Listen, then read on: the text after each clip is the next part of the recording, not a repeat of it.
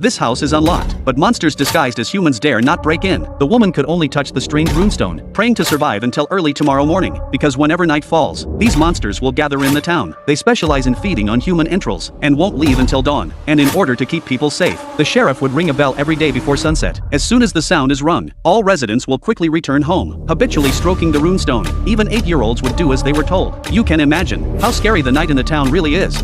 Until after the streets were empty. Only then did the sheriff return to the police station. The sign on the wall showed they had been safe for 96 days. Unbeknownst to them, that number would be broken tonight. As the men were drunk, the tavern owner had to lock the doors and windows, and let the man sleep over for the night. But he still has his wife and daughter at home. Seeing that her husband was late, the wife had to lock the door and go back inside. Late at night, the daughter was about to go to bed. Outside the window came her late grandmother's voice. Curious, she opened the curtains. Sure enough, it was her grandmother outside. She said it was cold outside and wanted to go inside. The girl was easily coaxed into it, despite her mother's desperate attempts to stop it, but it was a step too late.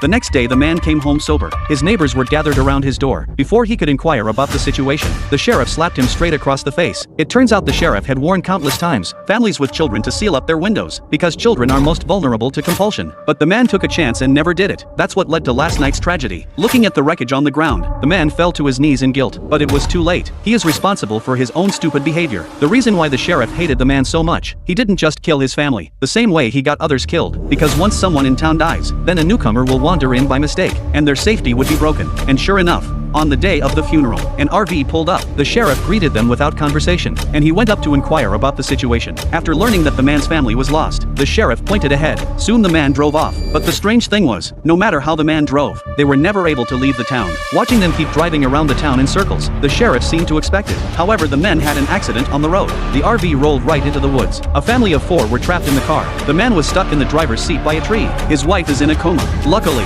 his daughter is not in any serious condition, but his son is in serious condition. Meanwhile, the sheriff was still preparing a roadblock stop, but there was a delay in seeing the man's family return. Seeing that it would soon be dark, he had to take his men out to look for them. When he saw the man and his family trapped in their car, he immediately gave them a helping hand. Soon all 3 men were rescued. Only his son was still in the car, as the boy was badly injured. The sheriff couldn't pull him out directly. He could only treat him inside the car, but now there are only 40 minutes left before dark, and treatment would take an hour at the earliest. The sheriff had no choice but to stay the night. Let the others leave here first. Seeing the sky getting darker and darker, the sheriff looked at the rune stone in his hand. He could only put his hope on it. The sheriff then hung the stone on the car. The men were a little confused about this, but the sheriff didn't offer an explanation. A hissing sound came from immediately around them. When the sheriff looked out the window, the monsters had crept closer. Seeing that the monsters were getting more and more, even the sheriff felt a pang of fear. Will they be able to